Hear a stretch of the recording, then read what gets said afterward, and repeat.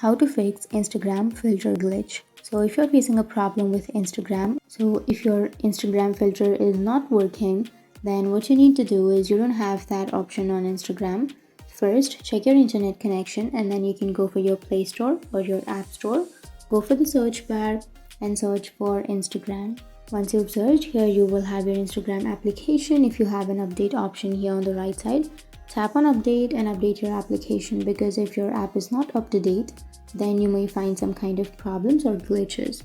So after updating, your problem will be fixed. But even after updating, if your problem still doesn't fix, then you can go back and here you can simply tap and hold on to that Instagram application. Go for app info, tap on storage and cache, and you can tap on clear cache. And you need to clear your cache. And once you clear your cache, now your problem will be fixed. So that's it. That's how you fix your Instagram filter glitch problem.